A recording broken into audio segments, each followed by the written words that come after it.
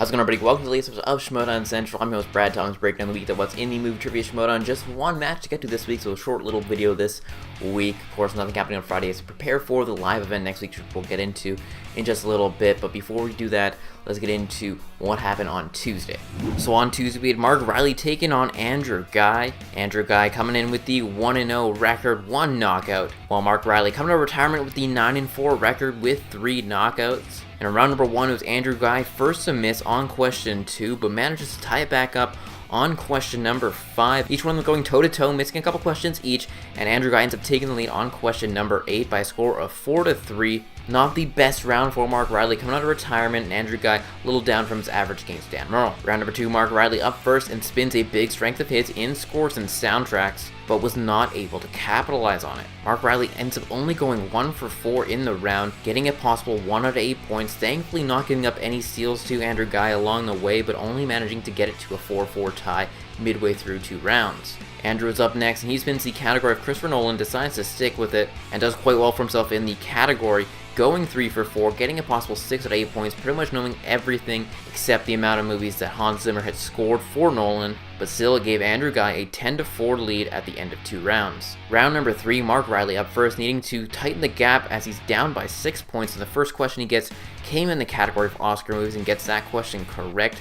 Question number 2, the 3-pointer, comes in the category of coming of age and manages to get that one correct as well, now only down 1 point to Andrew Ghai. Question number 3 gets the category of Disney movies, the 5-point question. Needed to hit this one to stay alive and send it back to Andrew Ghai. Needed to know the kingdom from the movie Frozen and could not find the correct answers. Andrew Ghai again getting the upset victory over Mark Reilly by a score of 10-9 via TKO. With the victory, Andrew Ghai now improves to 2-0 with 2 knockouts. Mark Reilly now falling to 9-5 with 3 knockouts.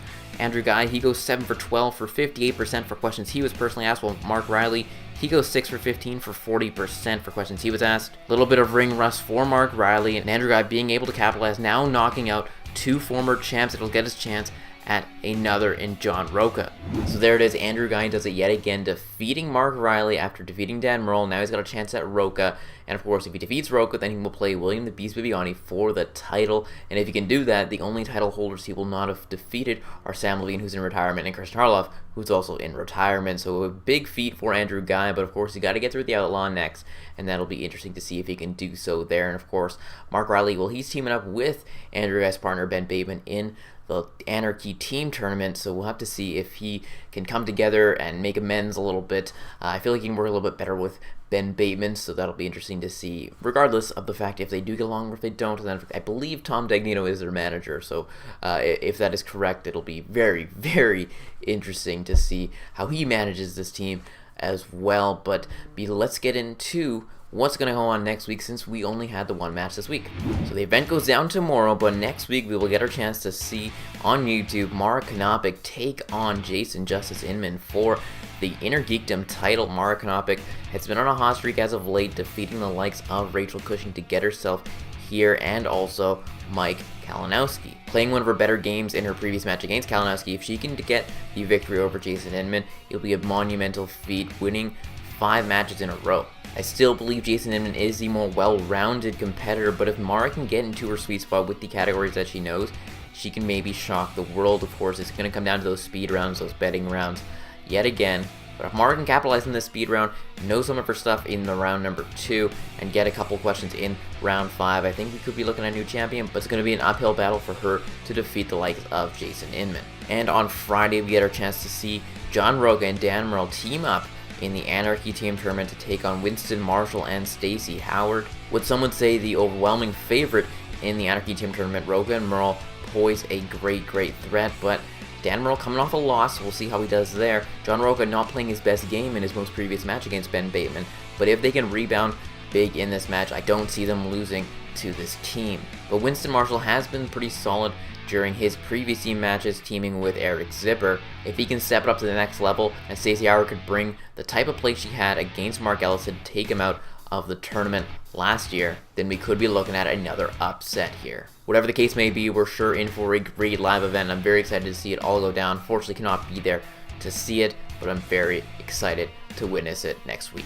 For our play of the week, that's got to be Andrew Ghai's round number 2, getting the category of Christopher Nolan movies and going 3 for 4 in the round. He may have missed one question about Hans Zimmer scoring Nolan movies, but other than that, he was quick on the draw, going 3 for 4, 6 out of 8 points.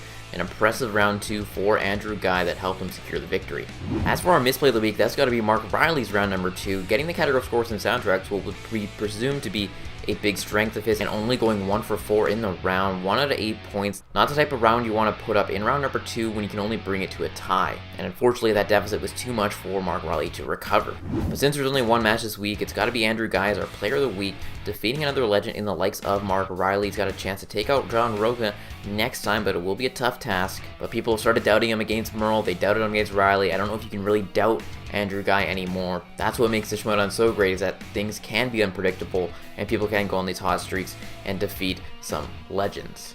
So that does it for this episode of Schmoedown Central. Be sure to like, subscribe, and comment in the comment section. I love hearing all your thoughts on this episode, and of course your predictions for next week and maybe even the Anarchy Team Tournament.